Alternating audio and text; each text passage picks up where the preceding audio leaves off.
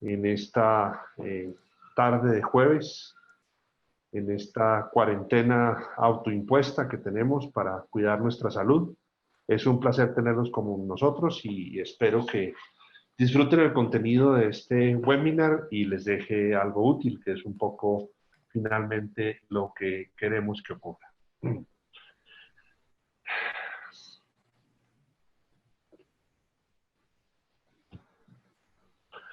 Bien, en esta ocasión he dictado varios webinars con Berlit, que me invita muy amablemente a estar con todos ustedes. En esta ocasión, por el tema que voy a tratar, sí siento la obligación de alguna forma de iniciarlo con esta frase del famoso cómico Groucho Marx, de los ya legendarios hermanos Marx, que decía: estos son mis principios, si no le gustan, tengo otros. ¿Por qué lo digo? Porque pues en esta análisis de información que estamos haciendo todos en esta pandemia, pues indudablemente no estamos exentos de tener posiciones personales con las que podemos estar o no estar de acuerdo. Y en esta presentación habrá algunas de ellas y les pido excusas si con algún punto de vista no coinciden. La charla se titula Disrupción disrupta, una palabra que, al igual que la reinvención, que ahora la estamos usando mucho, la solución para todo es la reinvención en esta pandemia. La disrupción era la palabra de los últimos 5 años. Si ustedes recuerdan, hay conferencias, análisis, estudios de caso, bueno, absolutamente de todo que habla de la disrupción. Y resulta que es una palabra con una definición muy sencilla según el significado que trae en el diccionario de la Real Academia de la Lengua en su versión 2019. La disrupción es una rotura o interrupción brusca. No es absolutamente nada más que eso. Es una rotura o interrupción brusca. ¿Se ajusta a lo que estamos viviendo? Sin duda alguna. Lo que estamos viviendo es una disrupción. ¿Qué hemos considerado disruptivo? Cuando hablábamos hace del año pasado de lo que era disruptivo, pues veíamos modelos interesantes de disrupción que había en el mercado y que son marcas seguramente todavía muy conocidas. A ver si logro que pase el slide.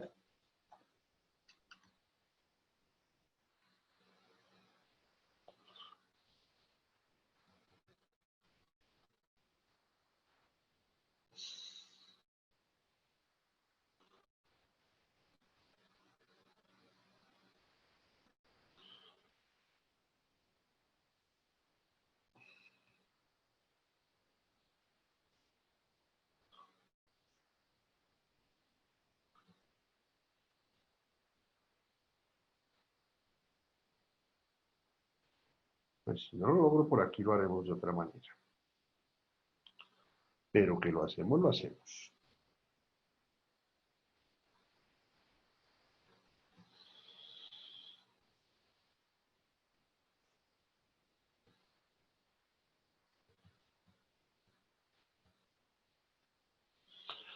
¿Qué cosas eran disruptivas o son disruptivas en el lenguaje que estábamos manejando? Yo creo que todos conocemos y sabemos y escuchamos y hemos analizado el caso de Uber. Uber era la mayor empresa de transporte del mundo. Ah, aquí ya salió, qué bueno. Perdón. Uber era la mayor empresa de transporte del mundo, ¿sí? Y no tiene un solo vehículo. Y todos sabemos lo que es Airbnb. Airbnb se convirtió en la cadena de alojamiento internacional o de alquiler de habitaciones más grande del mundo sin tener un solo hotel. No tenía un solo hotel, no es propietario de un solo hotel. Rappi, que llegó aquí a México, pues es una de las cadenas de distribución más grandes que hay actualmente en Latinoamérica y no tiene una sola tienda. Eso es disruptivo, son modelos que nos cambiaron la forma de ver el mundo y lo que hacíamos. Porque ahora resulta que para vender no hay que tener una tienda, que para transportar no hay que tener automóviles y que para vender turismo no hay que tener hoteles. Amazon en su momento y cada vez más ha sido absolutamente disruptivo. Netflix, ni se diga. ¿Sí?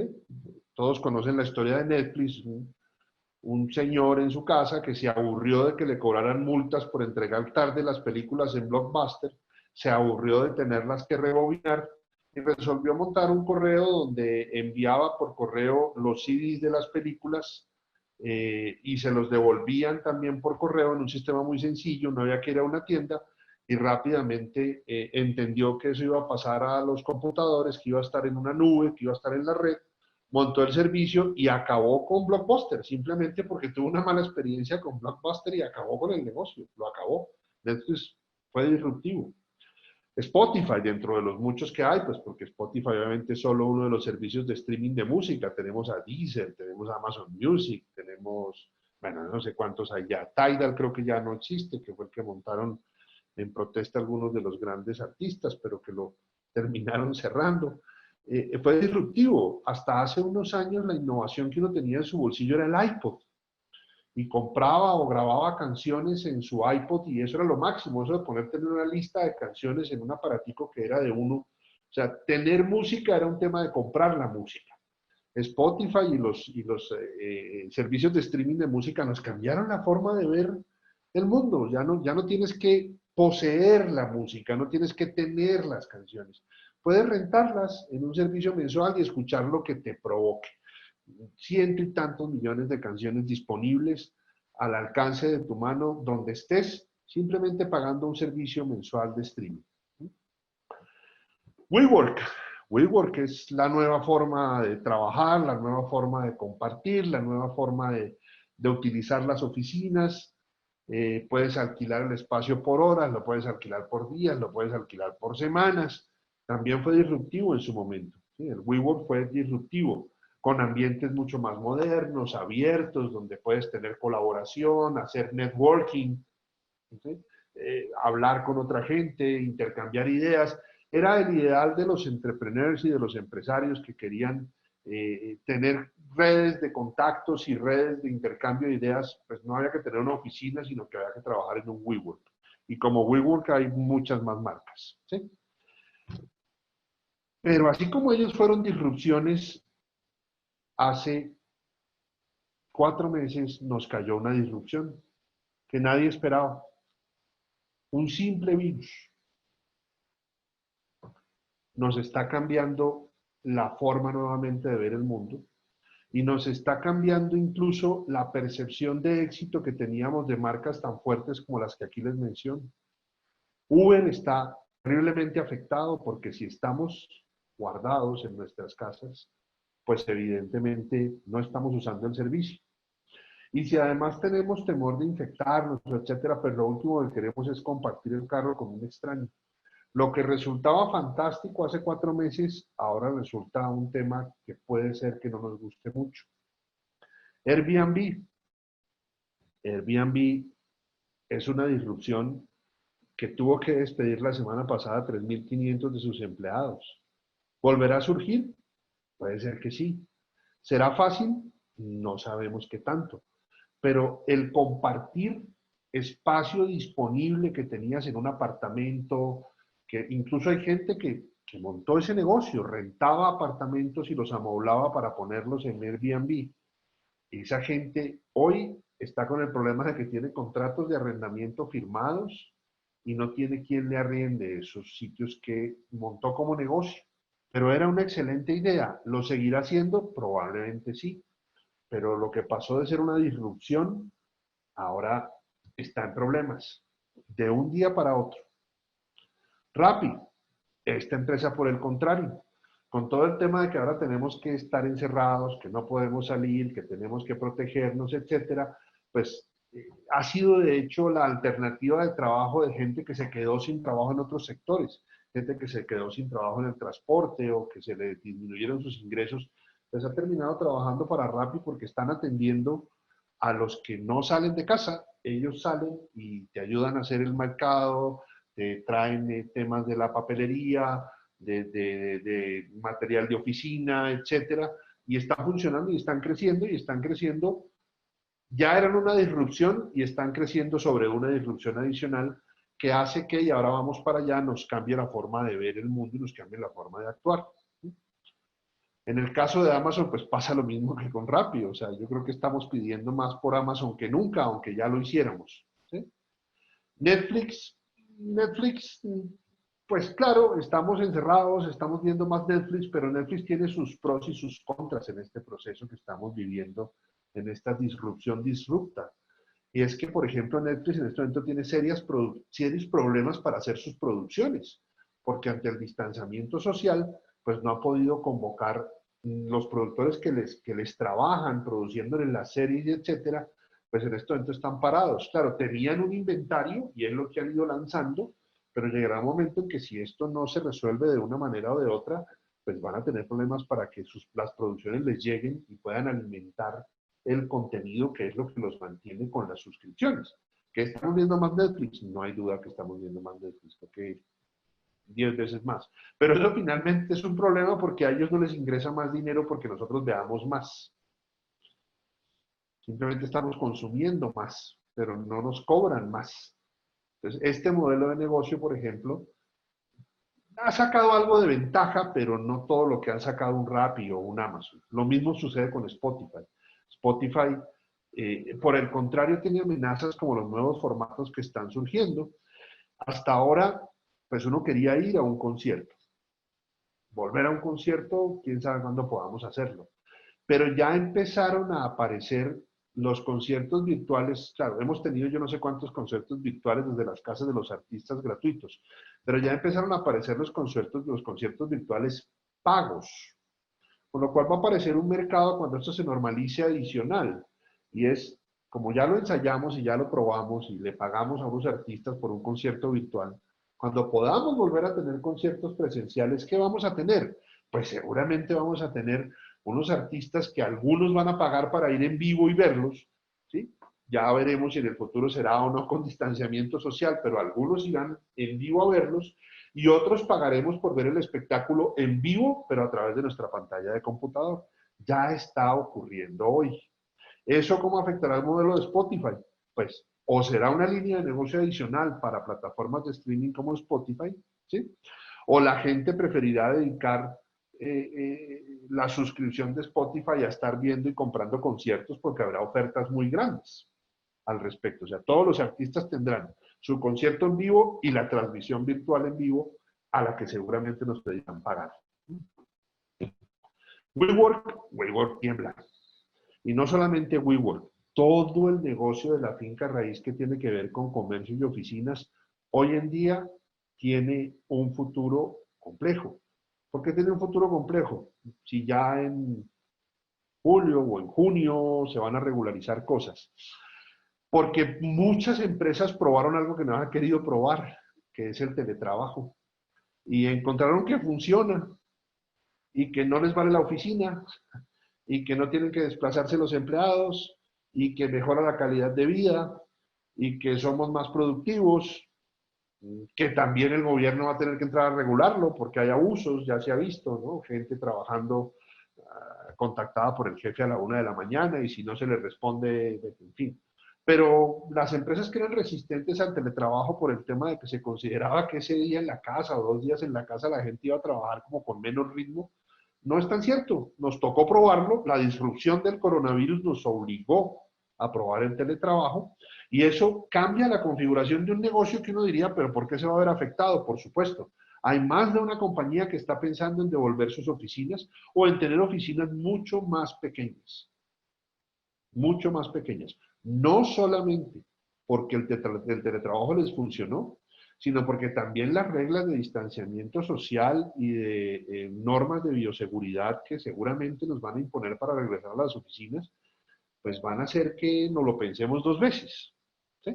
Y hay cosas que no vamos a poder evitar, como por ejemplo los compañeros que tienen comorbilidades. Yo, por ejemplo, yo tengo comorbilidades, soy hipertenso. Que tenga muchas ganas de salir a la calle o a mi oficina hasta que no esté absolutamente seguro de que me protejo, no es fácil, ¿eh? Porque estás poniendo hoy por hoy tu vida en riesgo. Entonces, ¿qué es lo que ha sucedido? Lo que ha sucedido, otra vez, no puede ser. Démosle un momentico, aquí está.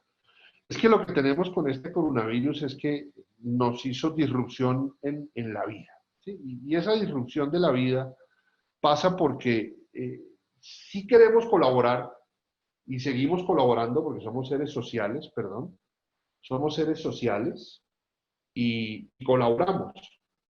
Pero una cosa que ha cambiado es el concepto de compartir. Si ven que los negocios que mencionábamos antes, como el Uber, que es un negocio de compartir, pues se complicó. Ustedes vieron que retiraron todas sus bicicletas de la Ciudad de México, ¿sí? Porque les preocupaba el tema de bioseguridad. Esto, esto no es un tema, esto no es un problema de Berlín, es un problema de mi computador y les pido disculpas porque se me está quedando medio colgado y entonces no pasa rápidamente las, las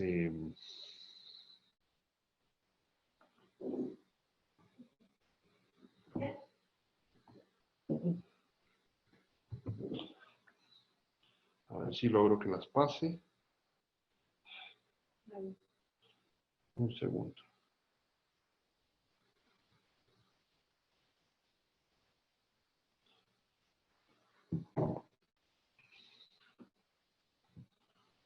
Resuelvo aquí. Una disculpa. Entonces, lo que queríamos compartir, oh, ahora se fue más allá de lo que necesitaba. Tener un poquito de paciencia con mi computador, lo siento mucho. Hoy, no sé por qué, aquí está. Entonces, colaboración sí, pero compartir no. Estamos sometidos al distanciamiento social. Hoy por hoy no tenemos alternativa, nos toca distanciarnos socialmente. Tenemos un tema de aislamiento voluntario, particularmente aquí en México es un aislamiento voluntario, ¿sí? En otros países y en muchos en América Latina no ha sido voluntario, ha sido un tema de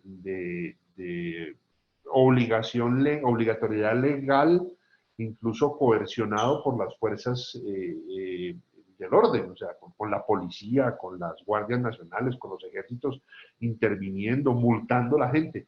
Aquí me parece que el ejercicio de civismo que ha habido en México es muy bonito, porque se ha logrado una disminución del tráfico en una ciudad como México en el 65%, como lo mostraban en las conferencias de estos días que mostraban la movilidad, y ha sido un ejercicio absolutamente cívico, eso es de admirar. En otros países ha sido a bolillo y a macana y a multa, que es difícil. Tenemos un tema de comorbilidades y riesgos de salud asociados, eso hace parte de la disrupción que tenemos ahora en la vida, o sea, ya no es tan sencillo que queramos simplemente salir. Algunos nos sentimos más seguros que otros, eso es válido, pero pues hay un temor, ¿sí? Y la realidad es que no hay vacuna y que en este momento no hay tratamiento. Comprobado, sí. Si alguien le cree a Trump, pues la hidroxicloroquina y el desinfectante, pues va a ser complicado. Hay algunos tratamientos que están en prueba, parecen funcionar, pero esos tratamientos tienen varios problemas. El primero es que pues, no está completamente probado que funcione y el segundo es que su disponibilidad es muy limitada porque eran antivirales que se utilizaban para el ébola. Entonces había muy poco. La producción es muy poca y es muy costosa. Entonces no es un tratamiento que pueda estar disponible de manera fácil para que le traten a uno como una gripa. Si una gripa se agrava, uno se puede morir. Pero hay tratamientos, entonces normalmente uno no se muere de una gripa. Hay quien sí, pero normalmente no. El día que haya un tratamiento con el coronavirus, ¿será necesaria una vacuna? Probablemente no, no sea necesaria una vacuna, pero seguiremos buscándola. Entonces, esa disrupción de vida nos crea cambios de costumbres y de hábitos. Nos crea cambios de costumbres y hábitos en cómo trabajamos. Algunos de los que están en esta conferencia seguramente han tenido que seguir yendo a prestar servicios esenciales y además gracias por su servicio porque los demás podemos estar tranquilos porque ustedes los que están en servicios esenciales nos están ayudando. Pero nos cambió cómo trabajamos, estamos conectados desde nuestras casas, nos cambió cómo y qué compramos, estamos comprando diferente, eh, estamos cocinando diferente, no sé si han visto el boom de videos, ahora cualquiera hace una tortilla de papa y ya la publica en Instagram, se siente orgullosísimo, o compró el air fryer y entonces cocina con el air fryer. Nos cambió un poco cómo y qué compramos, ¿sí? Estamos aprendiendo de ingredientes que antes no conocíamos, lo estamos haciendo probablemente a domicilio, los que no quieren salir, entonces estamos utilizando servicios de domicilio y nos estamos acostumbrando a interactuar con esos domicilios, con ese tipo de compra para entender cómo hacer que nos llegue la calidad que queremos. Cambiamos cómo nos relacionamos, no podemos relacionarnos de la misma manera, si acaso podemos vernos a través de una teleconferencia para intercambiar un par de anécdotas, de historias del día, nos tomamos un vino, pero no lo tomamos con la persona que conocemos a través de la pantalla, porque pues estamos respetando, no queremos contagiar, no queremos que nos contagien. Está cambiando cómo nos entretenemos, ¿sí? Está cambiando la forma como nos entretenemos. Lo que les mencionaba de los conciertos virtuales, pues hace un mes, ¿quién hablaba de conciertos virtuales? Nadie. Y ahora ya los están vendiendo. No vale lo mismo que estar en un estadio, probablemente no, pero pues es que los artistas tienen que buscar alternativas para sobrevivir. Y nos cambia indudablemente cómo estudiamos y cómo aprendemos. Ya lo había dicho Charles Darwin, no es el más fuerte de las especies el que sobrevive, tampoco es el más inteligente el que sobrevive, es aquel que es más adaptable al cambio. Si hay algo que ha diferenciado a la especie humana y que la ha hecho precisamente la especie dominante en el planeta, para desgracia del planeta, dirían algunos, es nuestra adaptabilidad. Y somos tan adaptables que, pues fíjense lo que pasó, o sea, el trabajo no paró, tuvimos que seguir. Hay gente que sí tuvo que parar y que está muy afectada, pero en general, pues nos tuvimos que buscar otra manera de trabajar y lo estamos haciendo.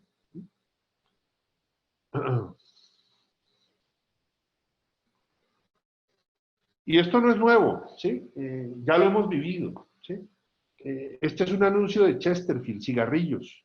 La mamá y el niño con el regalo del Chesterfield. Hoy en día fumar, pues ya sabemos que causa problemas de salud y no hay publicidad de cigarrillos, pero la hubo y era normal y probablemente, pues yo ya que estoy viejito, sí, uno regalaba cartones de cigarrillo y estaba haciendo un gran regalo. Ya no fumamos, ¿sí?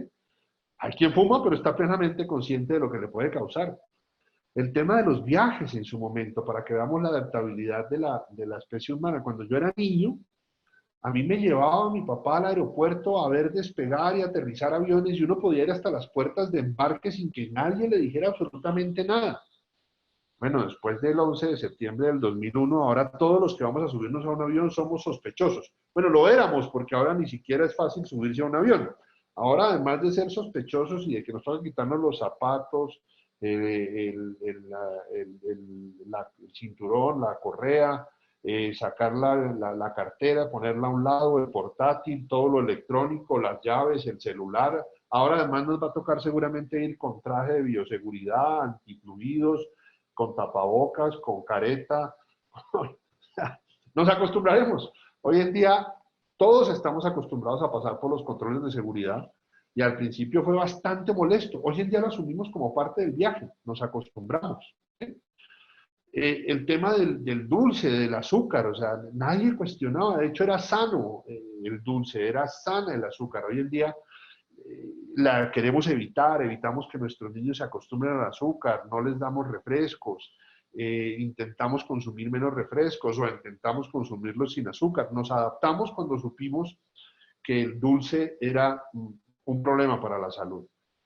Y ahorita estamos adaptándonos, nos adaptamos a teletrabajar y lo hicimos en semanas. Es que no tuvimos tiempo de pensarlo, simplemente tuvimos tiempo de tomar el computador e irnos a trabajar a la casa. Ahora nos estamos adaptando a protegernos con distancia, ¿sí? Cuando vamos a un supermercado, los que todavía están yendo, pues ya hay demarcación en el piso, ¿sí? Que le dice a qué distancia debe estar y cuál es la distancia segura.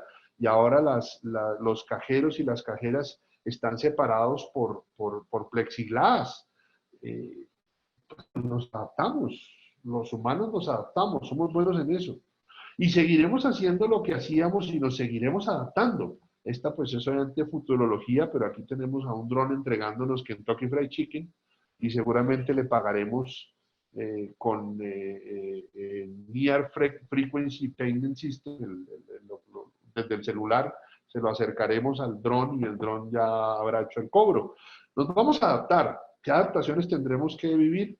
¿Por cuánto tiempo? ¿Será esta nueva normalidad la que tendremos por siempre? ¿La tendremos temporalmente y volveremos a la antigua normalidad? ¿Nos adaptaremos a esta nueva anormalidad? ¿Sobrevivirán las cosas que nos sean más favorables? Aunque hayan nacido de la disrupción que creó el coronavirus, las cosas que nos sean más favorables y más cómodas, pues continuarán funcionando así porque las descubrimos como una adaptación y serán adaptaciones que perduran. Al igual que en el tema evolutivo, las adaptaciones que te hacen más competente para sobrevivir, las mantendrás.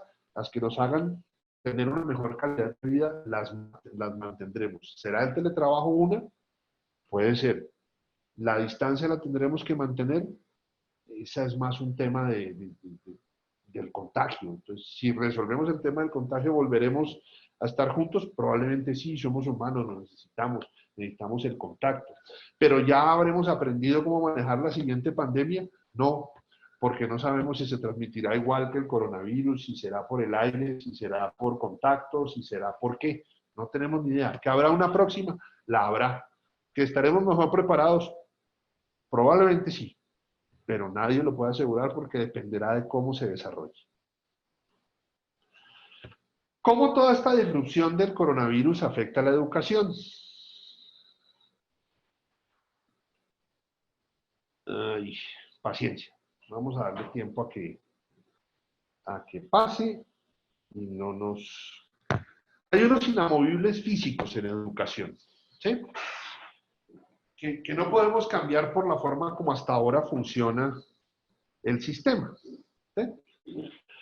Uno es la cobertura del sistema de educación y o su rentabilidad.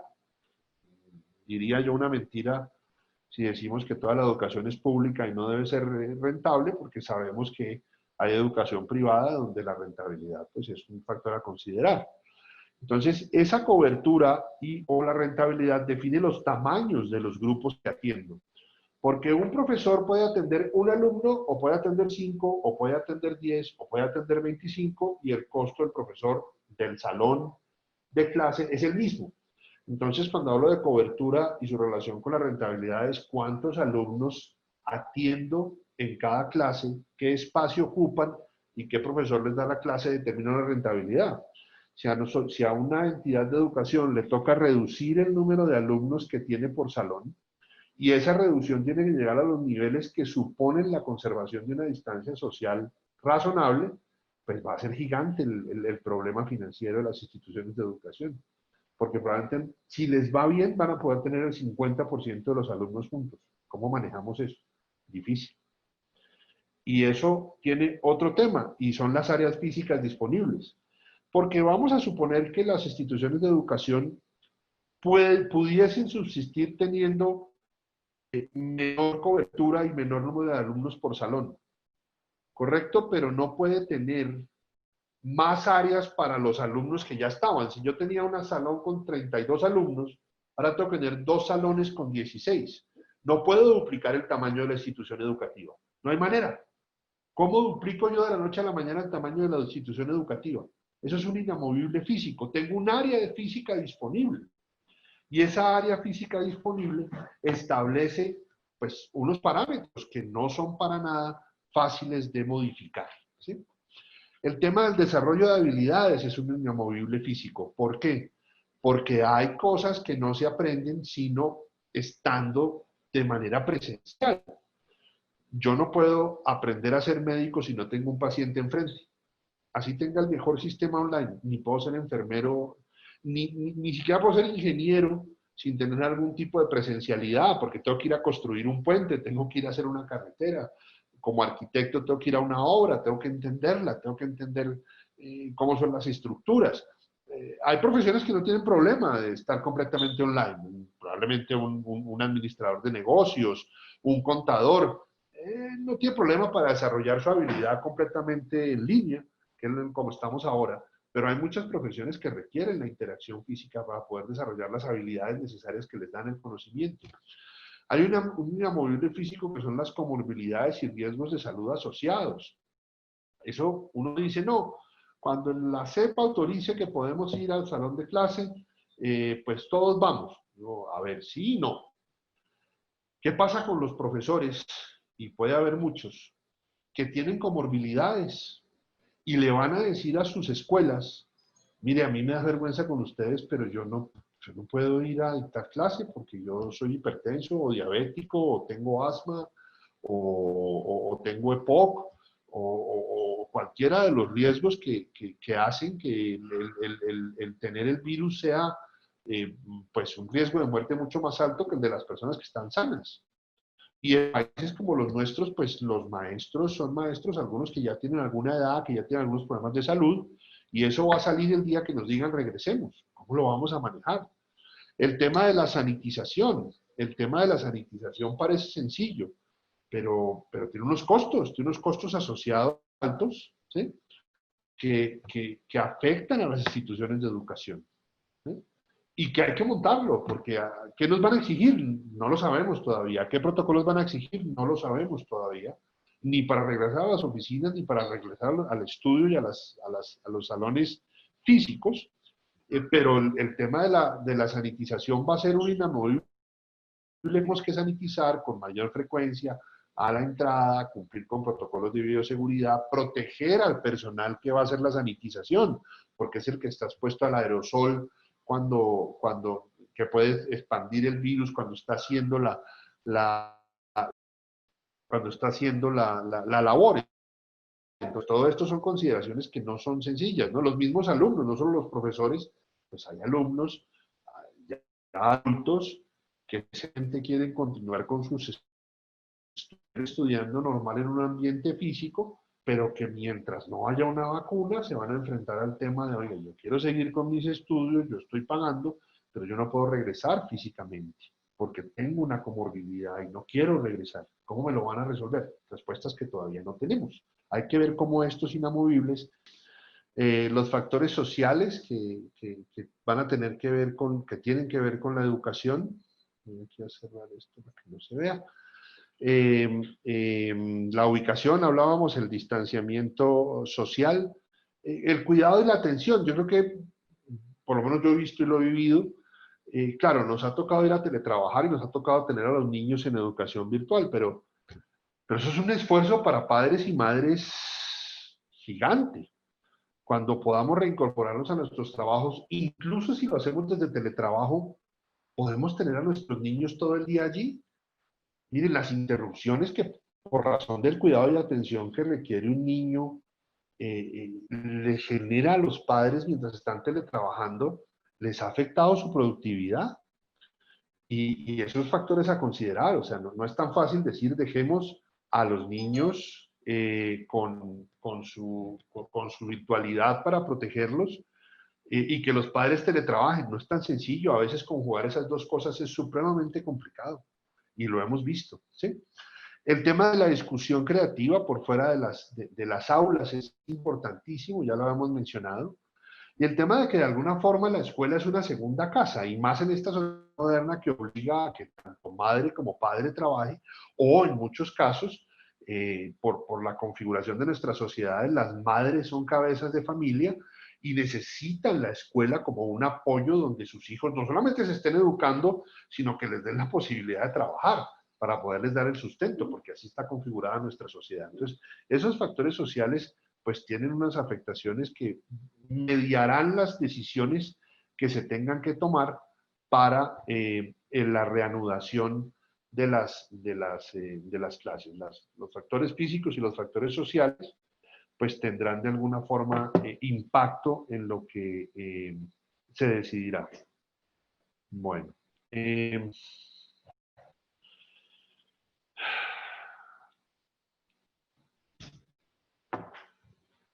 La combinación de la disrupción, a ver por qué otra vez esto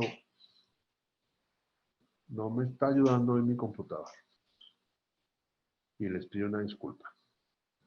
Espero que por lo menos esté resultando interesante, pero sí está resultando positivo que el computador no me está ayudando hoy. Una disculpa con Berlitz, no es culpa de Berlitz. Es un tema específico de mi computador. Démosle un segundo y vemos si puede pasar. Ahí. Pasó y se devolvió. Vamos a ver si lo logro.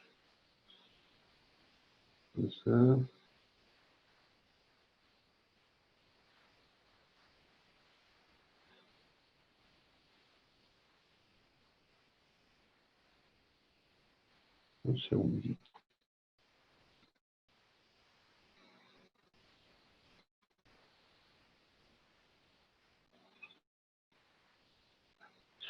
Voy a ir avanzando mientras esto avanza. La disrupción más la adaptación, ¿sí?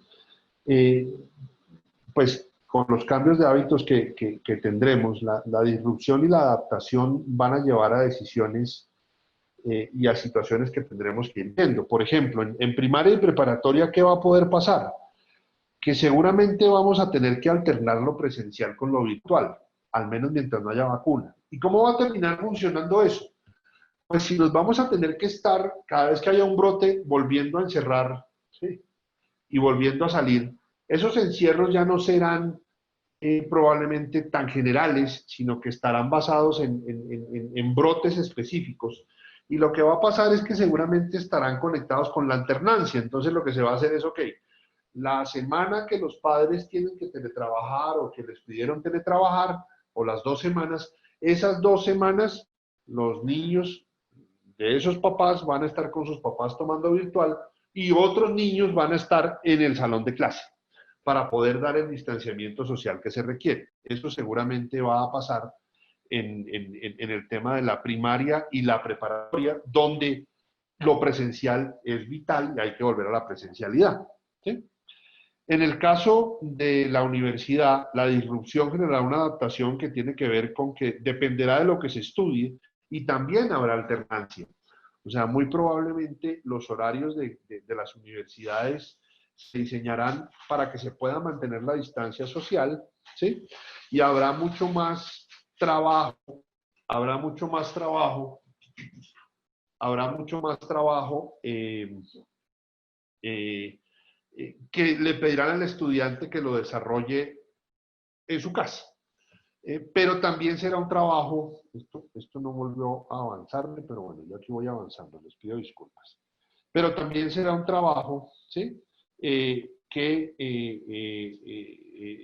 será más práctico, o sea, será más de uso del conocimiento que de simplemente memorización, o no, será un trabajo mucho más práctico, mucho más de uso de la información que les dan. Eh, Muy bien. En el caso donde sí habrá, y bueno, en el caso de la universidad también hay que decir que una de las disrupciones que se va a presentar muy probablemente, ¿sí? Es el hecho de que habrá mayores opciones, porque como ya probamos la educación más virtual, ¿sí? Pues es probable que algunos estudiantes digan, no, si yo puedo tener acceso a un programa de la Universidad de Nueva York y lo puedo pagar y lo puedo tomar en línea sin irme a vivir a Nueva York, pues probablemente lo tome. Entonces las universidades van a tener más competencia. ¿Sí? Eso será una de las consecuencias, ¿sí? Que enfrentaremos. Las universidades van a tener más competencia. Y en el tema de los posgrados, ¿sí? Y la educación para el trabajo, allí sí que vamos a tener un cambio, ¿sí? Porque sí habrá un mayor predominio de la formación en línea y habrá muchísimas opciones. Y esas muchísimas opciones van a tener un tema importante que considerar y es que la marca que las respalda va a ser importante. O sea, como usted va a hacer su formación en línea, muy probablemente, ¿sí? Muy probablemente, yo voy a intentar parar aquí, me está dejando, yo, bueno, muy probablemente esa cantidad de oferta pues va a generar ciertas dudas en el candidato y va a querer estar seguro que al estar pagando por una formación en línea que le sirve, que le da herramientas de superación personal y de conocimiento, seguramente va a querer que esté bien respaldado, y ese respaldo pues va a hacer que la construcción de las marcas que las hay en educación pues se vuelve muy importante. O sea, no va uno a querer estudiar con cualquiera. El tema de construcción de marca va a ser muy importante. E indudablemente lo que más va a cambiar en la educación es que la educación va a tener que tener un sentido práctico en todos sus niveles, ya no solamente en la universidad y en los posgrados y en la educación para el trabajo, sino incluso en la primaria y en la preparatoria. Vamos a tener que tener una educación con sentido práctico, porque cuando mandemos a los niños a que tienen que estar 2 semanas o bien de un clúster de infección, pues muy probablemente vamos a tener que mandarlos a que, eh, utilicen de manera práctica el conocimiento que se les entregó mientras estuvieron presencialmente. Ya no va a ser un tema de hacer un ejercicio de matemáticas que da un resultado. Va a ser, haga algo práctico con esa matemática, para que el conocimiento tenga sentido y los padres puedan participar más allá de la guía. ¿Sí? Que se vuelva un tema de realmente utilización del conocimiento. Bueno, muy bien. Entonces, en ese sentido también el tema de que el conocimiento sea práctico tiene que serlo en todo lo que hagamos. En los posgrados normalmente es muy común que el conocimiento sea práctico, se utiliza mucho la metodología de casos, se utiliza mucho, es práctico. En la educación para el trabajo, dependiendo de lo que se haga también. Pero, por ejemplo, en la enseñanza de idiomas que nos compete a nosotros en Berlitz, eso no es tan común. O sea, hay un tema de repetición, hay un tema de una preocupación profunda por el tema gramatical, por el significado, por el vocabulario, cuando esa no es la manera como se aprende una lengua. La lengua se aprende por mi iPhone. Entonces les decía que en el tema de la educación práctica, pues el sistema Berlitz tiene muchas ventajas, pero quería explicarles cuáles son las diferentes modalidades de estudio. El presencial, que lo tenemos bastante limitado en este momento, ¿sí? Pero lo tenemos limitado físicamente, porque la presencialidad, gracias a esta experiencia que estamos teniendo, ya no se limita a la posibilidad de estar físicamente juntos. La presencialidad simplemente es tener una herramienta de conexión en vivo. Y en eso, pues Berlitz tiene lo que llamamos el aprendizaje de idioma guiado 100% por un profesor, que es hacer exactamente esto que estamos haciendo. La misma metodología Berlitz, donde lo que hacemos es que el estudiante desde el primer día esté utilizando la lengua, ¿sí? Porque no le vamos a hablar en su lengua nativa. Vamos a hacer como si usted fuera un pequeño niño que su mamá le está enseñando a hablar y tiene que escuchar y tiene que repetir. El método Berlitz tiene tres componentes muy importantes. El profesor presenta, lo pone a practicar y lo hace utilizar. No hay libros de por medio, no hay gramática. Eso viene en la práctica que usted hace en su casa para mejorar y para avanzar. Pero en la clase lo que hace, en nuestra clase lo que hace es hablar y el profesor va a hacer esto que yo estoy haciendo, pero en inglés, y va a estar haciéndole practicar, utilizar, es hacer que desarrolle las conexiones neuronales necesarias para que efectivamente use el idioma, no para que simplemente lo memorice, sino para que lo utilice, que es como realmente se aprende. ¿Sí? Muy bien. Existe también el tema de autoestudio, que da mucha flexibilidad, pero hay dos tipos de autoestudio. El autoestudio, donde simplemente usted tiene una guía que lo va llevando de cómo ir aprendiendo cualquier tema, que es la más común, o el autoestudio que tiene de alguna forma guía de un profesor. Usted va avanzando una serie de unidades y cuando ya las tiene avanzadas y tiene conocimiento práctico, tiene a su profesor y ese profesor le va a guiar el aprendizaje, le va a corregir, lo va a poner a practicar. En ese sentido, pues Berlitz tiene cualquiera de las metodologías que les estoy mencionando. Y hay una que va a ser seguramente la que a futuro, que se llama distinto, pero va a ser la alternancia, que es el blended. Y es donde usted va a poder escoger y va a poder elegir si hoy quiere tomar su clase en línea y mañana la quiere tomar en el centro para ver a su profesor. Eso puede ser perfectamente posible. Ahorita está limitada porque tenemos las limitaciones pues, de bioseguridad, ¿sí? Pero cuando eso se normalice, pues seguramente con toda esta experiencia que ya tenemos y que Berlín lo tiene de hace años, pues vamos a poder tener esta formación blended donde usted tiene autoestudio y tiene la guía de un profesor, bien sea online o en el centro.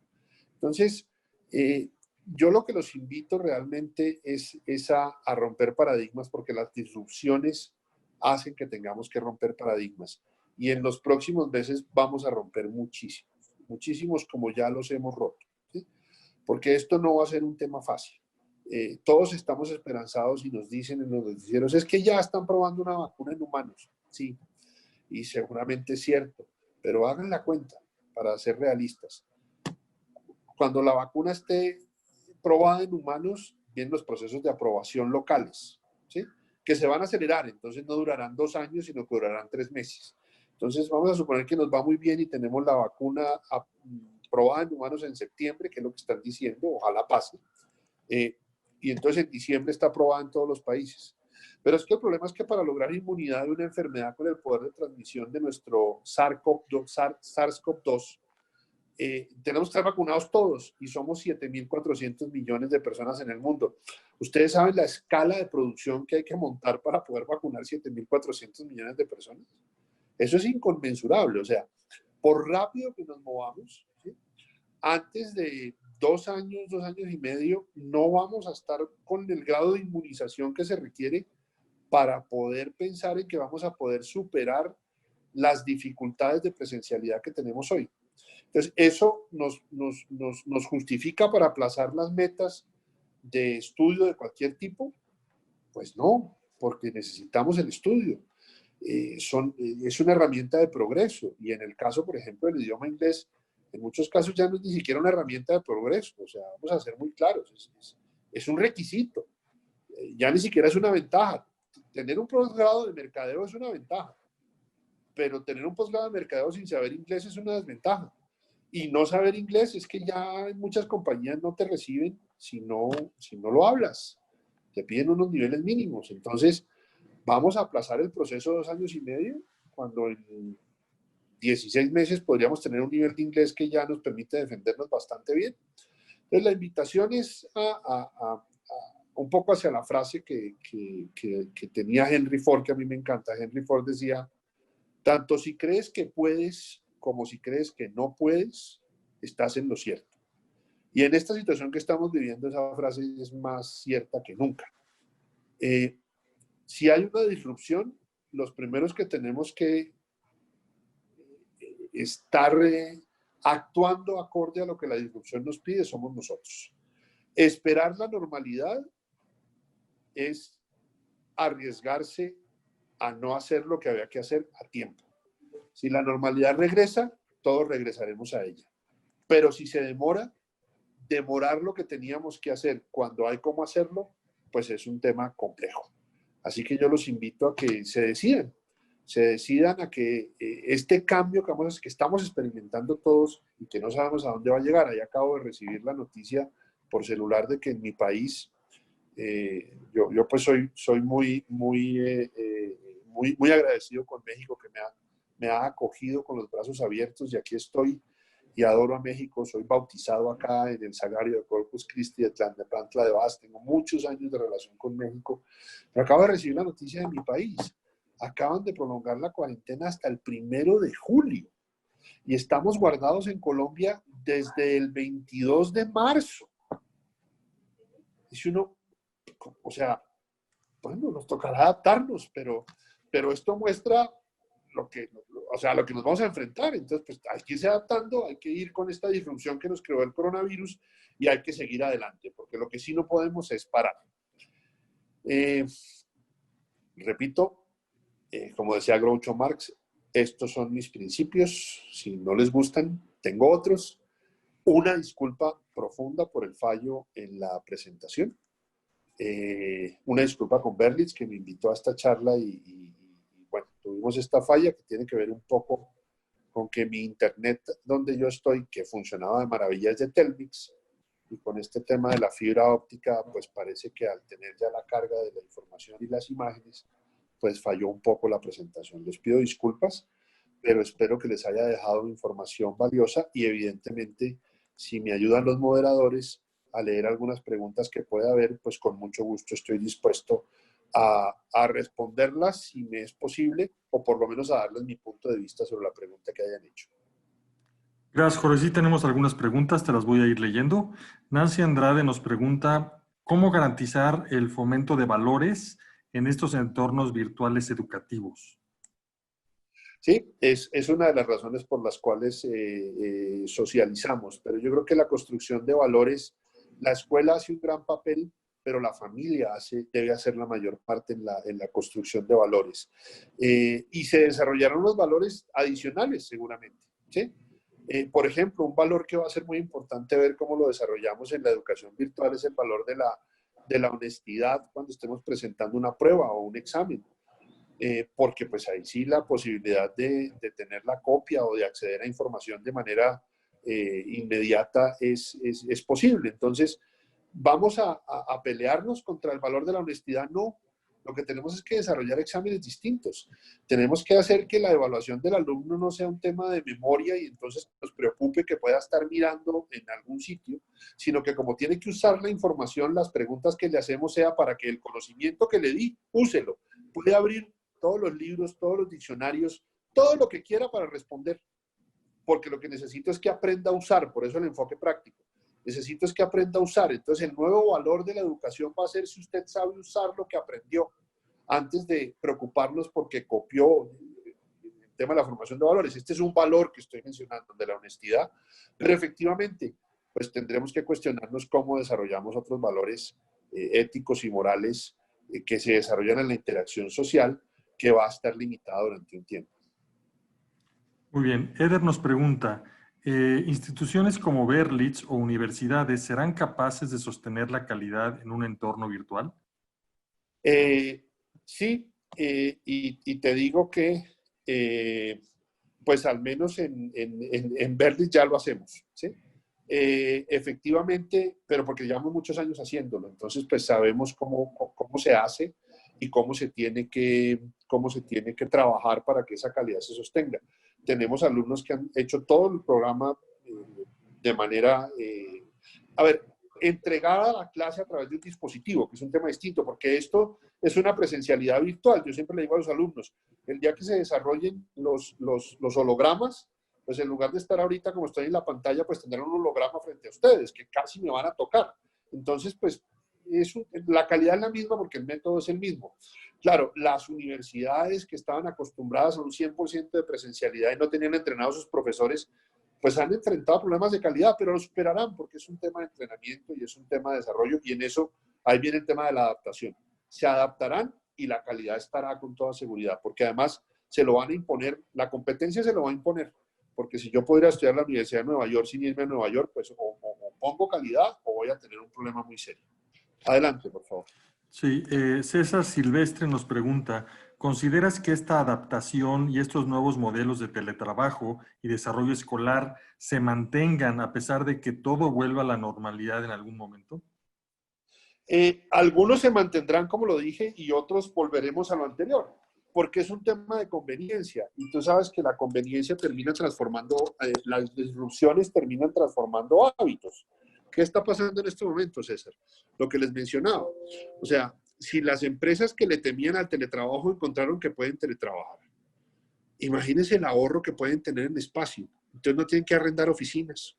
Tendrán que negociar con sus empleados, adaptarles un sitio de trabajo, o aquellos que no puedan, pues irán a la oficina, pero serán oficinas la mitad del tamaño. Entonces, es muy probable que muchas de estas cosas que nos ha tocado implementar a la carrera y sufriendo, terminen quedándose porque terminan siendo más convenientes. Termina siendo más conveniente el tema del desplazamiento, se reducirá la contaminación, gastaremos menos en transporte. Todas esas cosas serán consideraciones que las empresas van a hacer antes de regresar.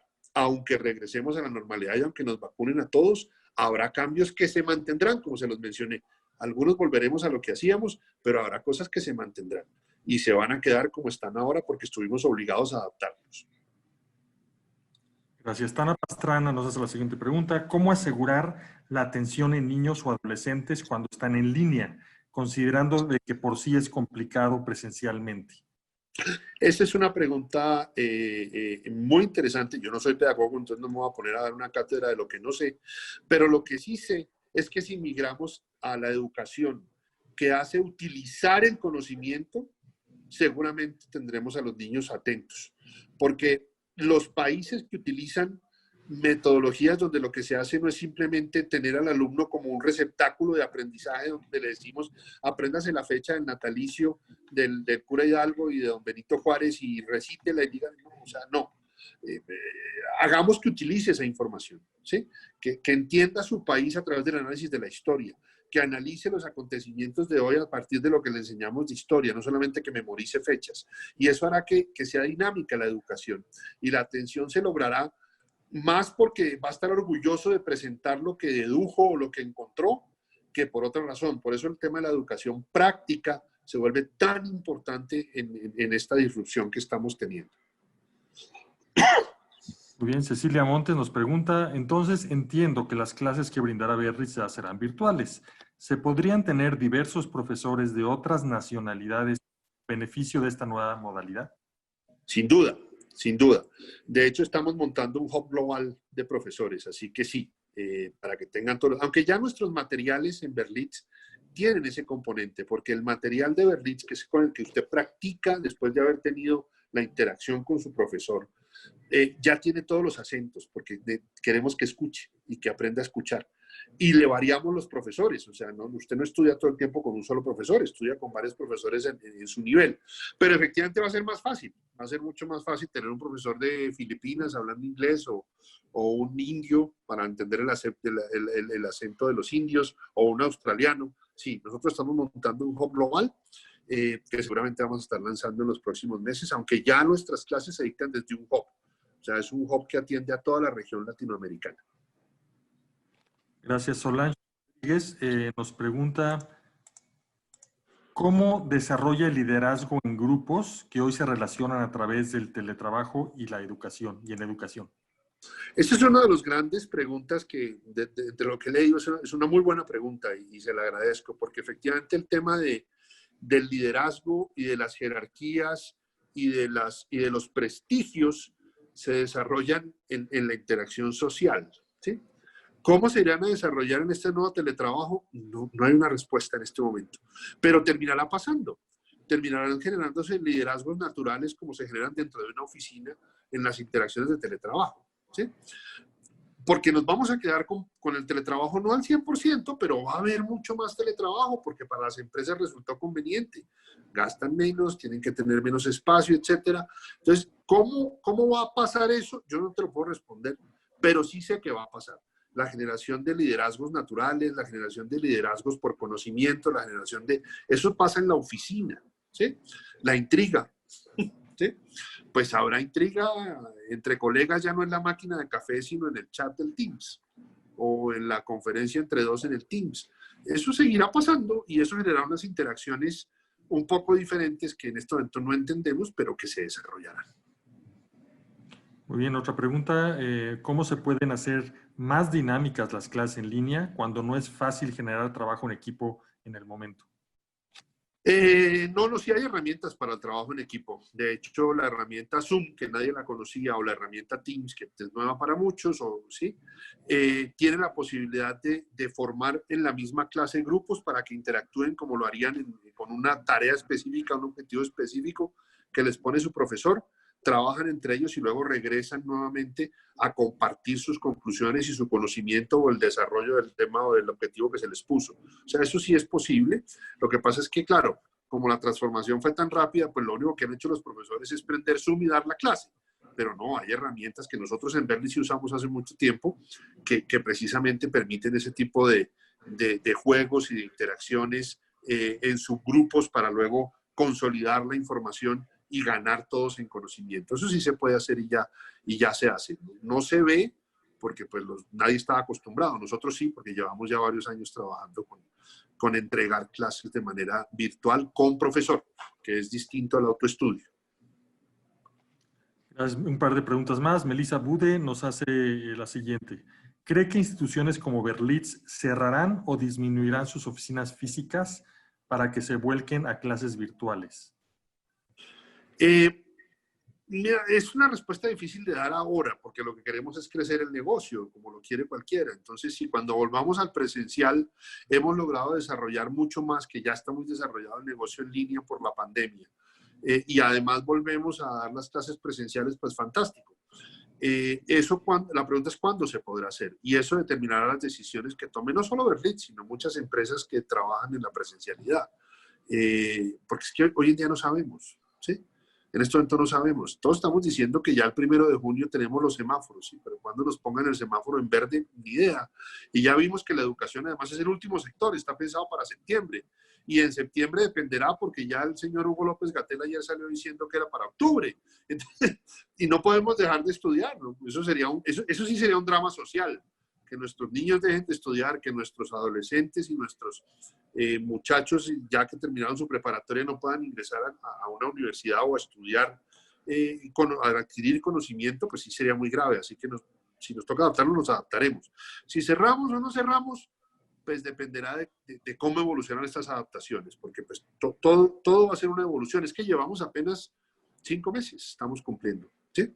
Y no son 5 meses, porque pues sí, en enero vimos que estaba en Wuhan, y en febrero ya vimos que estaba en Irán, y después apareció en Italia, y luego apareció en España, y luego nos llegó acá, y estamos en el momento duro. Pero es que llevamos realmente de marzo acá con este tema. Es que fíjense la adaptabilidad del ser humano, o sea, todo lo que hemos hecho en 2 meses, y miren cómo estamos, vamos sobreviviendo, ¿sí? Y los restaurantes, la famosa reinvención, ¿sí? Entonces, si cerramos o no cerramos, no, hay gente que querrá seguir estudiando face to face, tendremos el face to face, eso no va a desaparecer, eso no va a desaparecer. ¿Que tendremos programas en línea más grandes? Sí, porque claro, hay una población que no creía y vio que se puede y que funciona y que es cómodo y que es conveniente, y el negocio está creciendo. Muy bien, la última pregunta es de Gabriela Soria. ¿La educación en línea será más barata que la que es físicamente, debido a que los materiales no tienen que ser impresos? Bueno, nosotros ya hace varios años que no trabajamos con materiales impresos, ¿sí? Incluso en nuestras clases presenciales los materiales son digitales, porque la interacción que permite el material digital en temas de que tiene el sonido incluido, de que puede contestar en el mismo material digital, de que puede avanzar de manera más fácil, pues fue muy conveniente, y nosotros ya hace varios años no trabajamos con material impreso, excepto en algunos niveles avanzados o con algunos temas muy específicos que nos piden los estudiantes. Hay una conveniencia de costo, pero si realmente vamos a desarrollar la educación online, ¿cómo hay que desarrollarla? Los costos que dejamos de tener en presencial se van a trasladar al online, porque no tendremos el costo del local, pero tenemos el costo del licenciamiento de todas estas herramientas. Estas herramientas que estamos usando hoy no son gratuitas, hay que pagar licencias y no son baratas, ¿sí? Tendremos que educar a los profesores permanentemente para que tengan actualización tecnológica. Tendremos que dotarlos de equipos actualizados. Hay que estarle reemplazando el computador, reemplazándole la tableta, reemplazándole todo lo que requiere para que la clase se desarrolle de manera correcta. Entonces, afirmar que puede ser más barato porque es online, esa es una percepción del mercado que irá cambiando, ¿sí? La hay porque efectivamente, como la educación online a veces simplemente fue, yo te pongo delante de un computador, tú lees una información y luego te hago un test con unas preguntas y entonces te decimos si te fue bien o no. Eso no es educación online. Eso no es educación online. La educación online requiere interacción, requiere práctica, requiere esto que estamos haciendo, y eso tiene unos costos asociados. Entonces, ¿el mercado percibe que tiene que ser más barata? Probablemente sí. ¿Será el futuro que sea más barata siempre? No necesariamente, porque una buena educación online tiene costos asociados como lo tiene la presencial. Los que sí van a sufrir un poco probablemente sean los dueños de los locales comerciales, donde están los centros de enseñanza hoy en día, o las universidades, porque si esto sigue transformándose a la velocidad que se está transformando,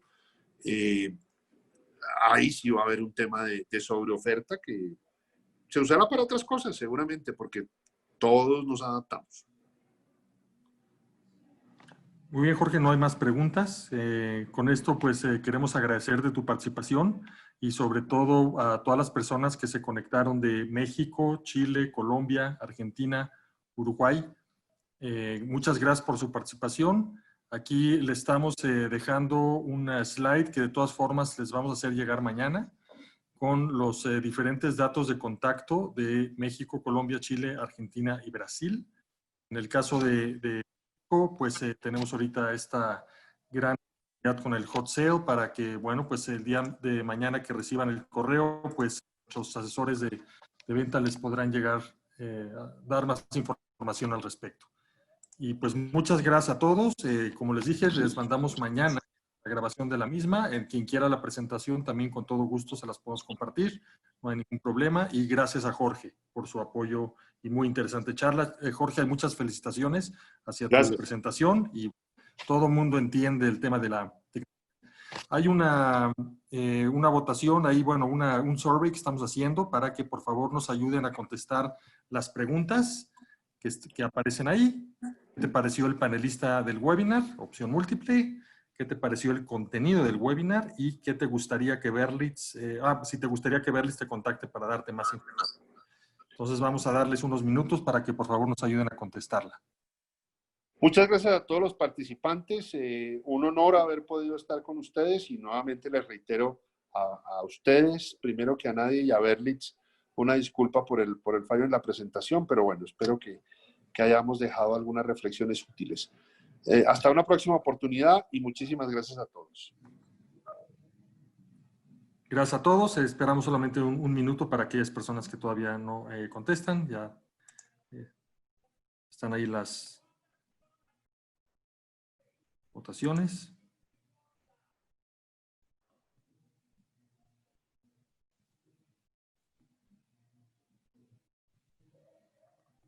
Cualquier duda relacionada a lo que comentó Jorge de nuestros programas en línea, no se preocupen, seguro van a recibir información de nuestra parte.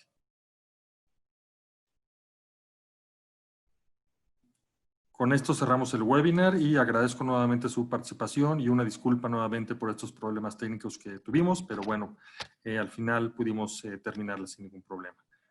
Gracias y buenas noches para todos.